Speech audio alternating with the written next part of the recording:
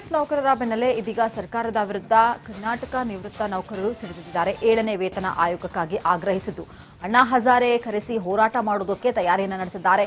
ನಿವೃತ್ತ ಸರ್ಕಾರಿ ನೌಕರರಿಗೆ ಪಿಂಚಣಿಯಲ್ಲಿ ತಾರತಮ್ಯ ಸರಿಪಡಿಸುವಂತೆ ಕರ್ನಾಟಕ ರಾಜ್ಯ ನಿವೃತ್ತ ನೌಕರರ ವೇದಿಕೆ ಸಿಡಿದಿದ್ದಾರೆ. ರಾಜ್ಯಾದ್ಯಂತ 26,000ಕ್ಕೂ ಅಧಿಕ ನಿವೃತ್ತ ನೌಕರರು ಇನ್ನೂ 7ನೇ ವೇತನ ಆಯೋಗ ಅನುಷ್ಠಾನ ಮಾಡಿಲ್ಲ ಅಂತ ಹೇಳಿ ಆಕ್ರೋಶವನ್ನು ವ್ಯಕ್ತಪಡಿಸಿದ್ದಾರೆ. ನಿವೃತ್ತಿ ಹೊಂದಿದ ನೌಕರರಿಗೆ 7ನೇ ಆಯೋಗದ ವರದಿಯ ವೇತನದಂತೆ ಆರ್ಥಿಕ ಸೌಲಭ್ಯ ನೀಡಬೇಕು ಅಂತ ಹೇಳಿ ಒತ್ತಾಯಿಸ್ತಾ ಇದ್ದಾರೆ. ಸರ್, ಮೊದಲು ಮಾಧ್ಯಮ ಪ್ರತಿನಿಧಿಗಳಿಗೆ ನಾನು ಅಭಿನಂದನೆಗಳನ್ನು ಹೇಳಕ್ಕೆ ಇಷ್ಟಪಡ್ತಾ ಇದ್ದೇನೆ. ಇವತ್ತು ಏನಾಗಿದೆ ಅಂತಂದು ಹೇಳಿದ್ರೆ, ನಾನು ಕರ್ನಾಟಕ ರಾಜ್ಯ ನಿವೃತ್ತ ನೌಕರ ವೇದಿಕೆಯ ರಾಜ್ಯ ಪ್ರಧಾನ ಸಂಚಾಲಕನಾಗಿ ಕೆಲಸವನ್ನು ಮಾಡ್ತಾಯಿದ್ದೀನಿ. ನಮಗೆ ಆಗಸ್ಟ್ ತಿಂಗಳಲ್ಲಿ ಕರ್ನಾಟಕ ಸರ್ಕಾರ ಎಲ್ಲ ನೌಕರಿಗೂ 7ನೇ ವೇತನ ಅಂತ ಹೇಳ್ಬಿಟ್ಟು ಒಂದು ವೇತನ ಆಯೋಗವನ್ನು ಬಿಡುಗಡೆ ಮಾಡ್ತು. ಅದನ್ನು ನಾವು ಸ್ವಾಗತ ಮಾಡ್ತೀವಿ. ಅದರ ಜೊತೆಯಲ್ಲೇ ಅವ್ರು ಏನು ಮಾಡಿದ್ದಾರೆ ಅಂತಂದು ಹೇಳಿದ್ರೆ, ಏನು 1/7/22ರಿಂದ ದಿನಾಂಕ 31 ಆಗಸ್ಟ್ 24 ಒಳಗೆ ನಿವೃತ್ತರಾಗಿರ್ತಕ್ಕಂಥ ಎಲ್ಲ ನೌಕರರಿಗೂ 6ನೇ ವೇತನದಲ್ಲಿ ನಮ್ಮ ನಿವೃತ್ತಿ ಸೌಲಭ್ಯಗಳನ್ನು ನೀಡ್ತಾ ಇದ್ದಾರೆ ಅವರು. ಆ ದೃಷ್ಟಿಯಲ್ಲಿ ನಾವು ಒಂದು ಕರ್ನಾಟಕ ನಿವೃತ್ತ ನೌಕರರ ವೇದಿಕೆ ಅಂತಕ್ಕಂಥ ಹೋರಾಟವನ್ನು ಕಟ್ಟಿಗೆ ಮುಟ್ಟು ಅದ್ರ ಮುಖಾಂತರ ಓಡಾಡ್ತಾ ಇದ್ದೀವಿ. ತಾವು ಕೇಳಿದ ಪ್ರಶ್ನೆಗೆ ಉತ್ತರ ಕೊಡಲಿಕ್ಕೆ ಇಷ್ಟಪಡ್ತಾ ಇದ್ದೀನಿ. ನಾವು ಇಡೀ ರಾಜ್ಯದಲ್ಲಿ ಸರ್ಕಾರದ ಒಂದು ಅಧಿಕೃತವಾಗಿ ಮಾಹಿತಿ ಪ್ರಕಾರ ನಾನು ಹೇಳ್ತಾ ಇದ್ದೀನಿ, 26,700. ಎಂಎಫ್ ನೌಕರರ ಬೆನ್ನಲ್ಲೇ ಇದೀಗ ಸರ್ಕಾರದ ವಿರುದ್ಧ ಕರ್ನಾಟಕ ನಿವೃತ್ತ ನೌಕರರು ಸಿಡಿದಿದ್ದಾರೆ. 7ನೇ ವೇತನ ಆಯೋಗಕ್ಕಾಗಿ ಆಗ್ರಹಿಸಿದ್ದು ಅಣ್ಣಾ ಹಜಾರೆ ಕರೆಸಿ ಹೋರಾಟ ಮಾಡುವುದಕ್ಕೆ ತಯಾರಿಯನ್ನು ನಡೆಸಿದ್ದಾರೆ. ನಿವೃತ್ತ ಸರ್ಕಾರಿ ನೌಕರರಿಗೆ ಪಿಂಚಣಿಯಲ್ಲಿ ತಾರತಮ್ಯ ಸರಿಪಡಿಸುವಂತೆ ಕರ್ನಾಟಕ ರಾಜ್ಯ ನಿವೃತ್ತ ನೌಕರರ ವೇದಿಕೆ ಸಿಡಿದಿದ್ದಾರೆ. ರಾಜ್ಯಾದ್ಯಂತ 26,000ಕ್ಕೂ ಅಧಿಕ ನಿವೃತ್ತ ನೌಕರರು ಇನ್ನೂ 7ನೇ ವೇತನ ಆಯೋಗ ಅನುಷ್ಠಾನ ಮಾಡಿಲ್ಲ ಅಂತ ಹೇಳಿ ಆಕ್ರೋಶವನ್ನು ವ್ಯಕ್ತಪಡಿಸಿದ್ದಾರೆ. ನಿವೃತ್ತಿ ಹೊಂದಿದ ನೌಕರರಿಗೆ 7ನೇ ಆಯೋಗದ ವರದಿಯ ವೇತನದಂತೆ ಆರ್ಥಿಕ ಸೌಲಭ್ಯ ನೀಡಬೇಕು ಅಂತ ಹೇಳಿ ಒತ್ತಾಯಿಸ್ತಾ ಇದ್ದಾರೆ. ಸರ್, ಮೊದಲು ಮಾಧ್ಯಮ ಪ್ರತಿನಿಧಿಗಳಿಗೆ ನಾನು ಅಭಿನಂದನೆಗಳನ್ನು ಹೇಳಕ್ಕೆ ಇಷ್ಟಪಡ್ತಾ ಇದ್ದೇನೆ. ಇವತ್ತು ಏನಾಗಿದೆ ಅಂತಂದು ಹೇಳಿದ್ರೆ, ನಾನು ಕರ್ನಾಟಕ ರಾಜ್ಯ ನಿವೃತ್ತ ನೌಕರ ವೇದಿಕೆಯ ರಾಜ್ಯ ಪ್ರಧಾನ ಸಂಚಾಲಕನಾಗಿ ಕೆಲಸವನ್ನು ಮಾಡ್ತಾಯಿದ್ದೀನಿ. ನಮಗೆ ಆಗಸ್ಟ್ ತಿಂಗಳಲ್ಲಿ ಕರ್ನಾಟಕ ಸರ್ಕಾರ ಎಲ್ಲ ನೌಕರರಿಗೂ 7ನೇ ವೇತನ ಅಂತ ಹೇಳ್ಬಿಟ್ಟು ಒಂದು ವೇತನ ಆಯೋಗವನ್ನು ಬಿಡುಗಡೆ ಮಾಡ್ತು. ಅದನ್ನು ನಾವು ಸ್ವಾಗತ ಮಾಡ್ತೀವಿ. ಅದರ ಜೊತೆಯಲ್ಲೇ ಅವ್ರು ಏನು ಮಾಡಿದ್ದಾರೆ ಅಂತಂದು ಹೇಳಿದ್ರೆ, ಏನು 1/7/22ರಿಂದ ದಿನಾಂಕ 31 ಆಗಸ್ಟ್ 24 ಒಳಗೆ ನಿವೃತ್ತರಾಗಿರ್ತಕ್ಕಂಥ ಎಲ್ಲ ನೌಕರರಿಗೂ 6ನೇ ವೇತನದಲ್ಲಿ ನಮ್ಮ ನಿವೃತ್ತಿ ಸೌಲಭ್ಯಗಳನ್ನು ನೀಡ್ತಾ ಇದ್ದಾರೆ ಅವರು. ಆ ದೃಷ್ಟಿಯಲ್ಲಿ ನಾವು ಒಂದು ಕರ್ನಾಟಕ ನಿವೃತ್ತ ನೌಕರರ ವೇದಿಕೆ ಅಂತಕ್ಕಂಥ ಹೋರಾಟವನ್ನು ಕಟ್ಟಿಗೆ ಮುಟ್ಟು ಅದ್ರ ಮುಖಾಂತರ ಓಡಾಡ್ತಾ ಇದ್ದೀವಿ. ತಾವು ಕೇಳಿದ ಪ್ರಶ್ನೆಗೆ ಉತ್ತರ ಕೊಡಲಿಕ್ಕೆ ಇಷ್ಟಪಡ್ತಾ ಇದ್ದೀನಿ. ನಾವು ಇಡೀ ರಾಜ್ಯದಲ್ಲಿ ಸರ್ಕಾರದ ಒಂದು ಅಧಿಕೃತವಾಗಿ ಮಾಹಿತಿ ಪ್ರಕಾರ ನಾನು ಹೇಳ್ತಾ ಇದ್ದೀನಿ, 26,700. ಎಂಎಫ್ ನೌಕರರ ಬೆನ್ನಲ್ಲೇ ಇದೀಗ ಸರ್ಕಾರದ ವಿರುದ್ಧ ಕರ್ನಾಟಕ ನಿವೃತ್ತ ನೌಕರರು ಸಿಡಿದಿದ್ದಾರೆ. 7ನೇ ವೇತನ ಆಯೋಗಕ್ಕಾಗಿ ಆಗ್ರಹಿಸಿದ್ದು ಅಣ್ಣಾ ಹಜಾರೆ ಕರೆಸಿ ಹೋರಾಟ ಮಾಡುವುದಕ್ಕೆ ತಯಾರಿಯನ್ನು ನಡೆಸಿದ್ದಾರೆ. ನಿವೃತ್ತ ಸರ್ಕಾರಿ ನೌಕರರಿಗೆ ಪಿಂಚಣಿಯಲ್ಲಿ ತಾರತಮ್ಯ ಸರಿಪಡಿಸುವಂತೆ ಕರ್ನಾಟಕ ರಾಜ್ಯ ನಿವೃತ್ತ ನೌಕರರ ವೇದಿಕೆ ಸಿಡಿದಿದ್ದಾರೆ. ರಾಜ್ಯಾದ್ಯಂತ 26,000ಕ್ಕೂ ಅಧಿಕ ನಿವೃತ್ತ ನೌಕರರು ಇನ್ನೂ 7ನೇ ವೇತನ ಆಯೋಗ ಅನುಷ್ಠಾನ ಮಾಡಿಲ್ಲ ಅಂತ ಹೇಳಿ ಆಕ್ರೋಶವನ್ನು ವ್ಯಕ್ತಪಡಿಸಿದ್ದಾರೆ.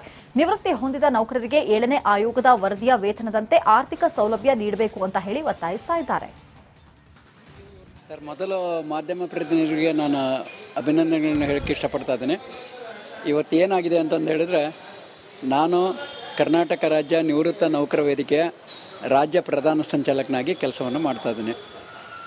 ನಮಗೆ ಆಗಸ್ಟ್ ತಿಂಗಳಲ್ಲಿ ಕರ್ನಾಟಕ ಸರ್ಕಾರ ಎಲ್ಲ ನೌಕರರಿಗೂ 7ನೇ ವೇತನ ಅಂತ ಹೇಳ್ಬಿಟ್ಟು ಒಂದು ವೇತನ ಆಯೋಗವನ್ನು ಬಿಡುಗಡೆ ಮಾಡ್ತು. ಅದನ್ನು ನಾವು ಸ್ವಾಗತ ಮಾಡ್ತೀವಿ. ಅದರ ಜೊತೆಯಲ್ಲೇ ಅವ್ರು ಏನು ಮಾಡಿದ್ದಾರೆ ಅಂತಂದು ಹೇಳಿದ್ರೆ, ಏನು 1/7/22ರಿಂದ ದಿನಾಂಕ 31 ಆಗಸ್ಟ್ 24 ಒಳಗೆ ನಿವೃತ್ತರಾಗಿರ್ತಕ್ಕಂಥ ಎಲ್ಲ ನೌಕರರಿಗೂ 6ನೇ ವೇತನದಲ್ಲಿ ನಮ್ಮ ನಿವೃತ್ತಿ ಸೌಲಭ್ಯಗಳನ್ನು ನೀಡ್ತಾ ಇದ್ದಾರೆ ಅವರು. ಆ ದೃಷ್ಟಿಯಲ್ಲಿ ನಾವು ಒಂದು ಕರ್ನಾಟಕ ನಿವೃತ್ತ ನೌಕರರ ವೇದಿಕೆ ಅಂತಕ್ಕಂಥ ಹೋರಾಟವನ್ನು ಕಟ್ಟಿಗೆ ಮುಟ್ಟು ಅದ್ರ ಮುಖಾಂತರ ಓಡಾಡ್ತಾ ಇದ್ದೀವಿ. ತಾವು ಕೇಳಿದ ಪ್ರಶ್ನೆಗೆ ಉತ್ತರ ಕೊಡಲಿಕ್ಕೆ ಇಷ್ಟಪಡ್ತಾ ಇದ್ದೀನಿ. ನಾವು ಇಡೀ ರಾಜ್ಯದಲ್ಲಿ ಸರ್ಕಾರದ ಒಂದು ಅಧಿಕೃತವಾಗಿ ಮಾಹಿತಿ ಪ್ರಕಾರ ನಾನು ಹೇಳ್ತಾ ಇದ್ದೀನಿ, 26,700. ಎಂಎಫ್ ನೌಕರರ ಬೆನ್ನಲ್ಲೇ ಇದೀಗ ಸರ್ಕಾರದ ವಿರುದ್ಧ ಕರ್ನಾಟಕ ನಿವೃತ್ತ ನೌಕರರು ಸಿಡಿದಿದ್ದಾರೆ. 7ನೇ ವೇತನ ಆಯೋಗಕ್ಕಾಗಿ ಆಗ್ರಹಿಸಿದ್ದು ಅಣ್ಣಾ ಹಜಾರೆ ಕರೆಸಿ ಹೋರಾಟ ಮಾಡುವುದಕ್ಕೆ ತಯಾರಿಯನ್ನು ನಡೆಸಿದ್ದಾರೆ. ನಿವೃತ್ತ ಸರ್ಕಾರಿ ನೌಕರರಿಗೆ ಪಿಂಚಣಿಯಲ್ಲಿ ತಾರತಮ್ಯ ಸರಿಪಡಿಸುವಂತೆ ಕರ್ನಾಟಕ ರಾಜ್ಯ ನಿವೃತ್ತ ನೌಕರರ ವೇದಿಕೆ ಸಿಡಿದೆದ್ದಿದ್ದಾರೆ. ರಾಜ್ಯಾದ್ಯಂತ 26,000ಕ್ಕೂ ಅಧಿಕ ನಿವೃತ್ತ ನೌಕರರು ಇನ್ನೂ 7ನೇ ವೇತನ ಆಯೋಗ ಅನುಷ್ಠಾನ ಮಾಡಿಲ್ಲ ಅಂತ ಹೇಳಿ ಆಕ್ರೋಶವನ್ನು ವ್ಯಕ್ತಪಡಿಸಿದ್ದಾರೆ. ನಿವೃತ್ತಿ ಹೊಂದಿದ ನೌಕರರಿಗೆ 7ನೇ ಆಯೋಗದ ವರದಿಯ ವೇತನದಂತೆ ಆರ್ಥಿಕ ಸೌಲಭ್ಯ ನೀಡಬೇಕು ಅಂತ ಹೇಳಿ ಒತ್ತಾಯಿಸ್ತಾ ಇದ್ದಾರೆ. ಸರ್, ಮೊದಲು ಮಾಧ್ಯಮ ಪ್ರತಿನಿಧಿಗಳಿಗೆ ನಾನು ಅಭಿನಂದನೆಗಳನ್ನು ಹೇಳಕ್ಕೆ ಇಷ್ಟಪಡ್ತಾ ಇದ್ದೇನೆ. ಇವತ್ತು ಏನಾಗಿದೆ ಅಂತಂದು ಹೇಳಿದ್ರೆ, ನಾನು ಕರ್ನಾಟಕ ರಾಜ್ಯ ನಿವೃತ್ತ ನೌಕರ ವೇದಿಕೆಯ ರಾಜ್ಯ ಪ್ರಧಾನ ಸಂಚಾಲಕನಾಗಿ ಕೆಲಸವನ್ನು ಮಾಡ್ತಾ ಇದ್ದೀನಿ. ನಮಗೆ ಆಗಸ್ಟ್ ತಿಂಗಳಲ್ಲಿ ಕರ್ನಾಟಕ ಸರ್ಕಾರ ಎಲ್ಲ ನೌಕರರಿಗೂ 7ನೇ ವೇತನ ಅಂತ ಹೇಳ್ಬಿಟ್ಟು ಒಂದು ವೇತನ ಆಯೋಗವನ್ನು ಬಿಡುಗಡೆ ಮಾಡ್ತು. ಅದನ್ನು ನಾವು ಸ್ವಾಗತ ಮಾಡ್ತೀವಿ.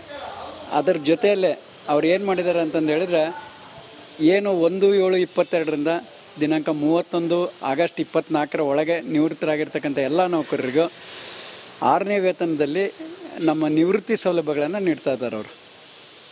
ಆ ದೃಷ್ಟಿಯಲ್ಲಿ ನಾವು ಒಂದು ಕರ್ನಾಟಕ ನಿವೃತ್ತ ನೌಕರರ ವೇದಿಕೆ ಅಂತಕ್ಕಂಥ ಹೋರಾಟವನ್ನು ಕಟ್ಟಿಗೆ ಮುಟ್ಟು ಅದ್ರ ಮುಖಾಂತರ ಓಡಾಡ್ತಾ ಇದ್ದೀವಿ. ತಾವು ಕೇಳಿದ ಪ್ರಶ್ನೆಗೆ ಉತ್ತರ ಕೊಡಲಿಕ್ಕೆ ಇಷ್ಟಪಡ್ತಾ ಇದ್ದೀನಿ. ನಾವು ಇಡೀ ರಾಜ್ಯದಲ್ಲಿ ಸರ್ಕಾರದ ಒಂದು ಅಧಿಕೃತವಾಗಿ ಮಾಹಿತಿ ಪ್ರಕಾರ ನಾನು ಹೇಳ್ತಾ ಇದ್ದೀನಿ, 26,700 150 ಸುದ್ದಿ, 120 ಇಂಪ್ಯಾಕ್ಟ್. ಸೂಪರ್ 3 ಇಲ್ಲೇ ಡ್ರಾ, ಇಲ್ಲೇ ಬಹುಮಾನ. ಮಾಧ್ಯಮ ಇತಿಹಾಸದಲ್ಲೇ ಮೊದಲು ಪರಿಹಾರ ಪತ್ರಿಕೋದ್ಯಮ.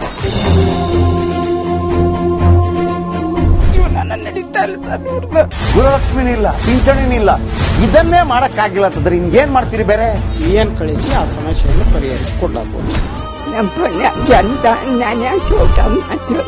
ಒಬ್ಬ ಅಜ್ಜಿ, ಅವರು ವಿಕಲಚೇತನರು, ಯಾರ ಹತ್ರ ಹೇಳೋದು? ನಿಮ್ ಪ್ರಾಬ್ಲಮ್ ಏನಪ್ಪಾ ಅಂತ ಕೇಳೋದಕ್ಕೆ ಯಾರು ಇಲ್ವಲ್ಲ. ಆಗ ನಾವಿರ್ತೀವಿ. ನಾವಿರೋದೇ ನಿಮ್ಗಾಗಿ. ನಾನು ಇರುವವರೆಗೆ, ಅವರು ಇರುವವರೆಗೆ 1,000 ರೂಪಾಯಿ ತಿಂಗಳು ಆಗ್ತೀನಿ. ಆದ್ರೆ ಈ ಕೆಲಸ ಇದೆಯಲ್ಲ, ಯಾವತ್ತೂ ಕೂಡ ಶಾಶ್ವತವಾಗಿ ನಮಗೊಂದು ಒಳ್ಳೆ ನೆನಪನ್ನ ಕೊಡುತ್ತೆ, ನಮ್ಮನ್ನ ಕಾಪಾಡುತ್ತೆ. 24 ಗಂಟೆಯಲ್ಲಿ ಅವರ ಬದುಕು ಬದಲಾಗಿ ಹೋಯಿತು. ನಾವು ರಿಪಬ್ಲಿಕ್ ಕನ್ನಡ, ನೇಷನ್ ಫಸ್ಟ್. ಸಮಾಜ ನಮಗೆ ಬಹಳ ಮುಖ್ಯವಾಗಿರುತ್ತೆ. ನಾವು ಆ ಜಾತಿ ಈ ಜಾತಿ ಅಂತ ನೋಡೋದಿಲ್ಲ. ಸಮಾಜದ ಕಟ್ಟ ಕಡೆ ವ್ಯಕ್ತಿ ಯಾರಿರ್ತಾನೆ, ಅದು ಯಾವುದೇ ಜಾತಿಯವನಾಗಿರ್ಬೋದು, ಯಾರು ಕಷ್ಟದಲ್ಲಿದ್ದಾನೆ ಅವನ ಪರವಾಗಿದ್ದಾನೆ. ಆರು ಕನ್ನಡಕ್ಕೆ ಧನ್ಯವಾದ. ನಾವು 1 ವರ್ಷದ ನಿರ್ಭೀತ ಪತ್ರಿಕೋದ್ಯಮ ರಿಪಬ್ಲಿಕ್ ಕನ್ನಡ, ಇದು ನಿಮ್ಮ ಧ್ವನಿ. 1 ವರ್ಷ ಕಳೆದ ಒಂದೇ ವರ್ಷದಲ್ಲಿ ಚುನಾವಣೆಗಳು, ರಾಜಕೀಯ ತಂತ್ರ ಪ್ರತಿತಂತ್ರಗಳು, ಅಭಿಯಾನ, ಜನಪರ ಅಹೋರಾತ್ರಿ ಹೋರಾಟಗಳು, ಪಾರದರ್ಶಕ ವರದಿಗಾರಿಕೆಯ ಪಣ ತೊಟ್ಟು ಮುನ್ನಡೆದಿದ್ದೇವೆ. 1 ವರ್ಷದ ಸಂಭ್ರಮದ ಜೊತೆಗೆ ಜವಾಬ್ದಾರಿ ಕೂಡ ಹೆಚ್ಚಾಗಿದೆ. ಮತ್ತಷ್ಟು ಮುನ್ನುಗ್ಗಿ ಜನಪರ ನಿಲ್ಲುವ ಉತ್ಸಾಹ ಕೂಡ ಹೆಚ್ಚಿದೆ. ಯಾಕಂದ್ರೆ ಇದು ರಿಪಬ್ಲಿಕ್ ಕನ್ನಡ, ನಿಮ್ಮದೇ ಧ್ವನಿ. 1 ವರ್ಷದ ನಿರ್ಭೀತ ಪತ್ರಿಕೋದ್ಯಮ ರಿಪಬ್ಲಿಕ್ ಕನ್ನಡ, ಇದು ನಿಮ್ಮ ಧ್ವನಿ.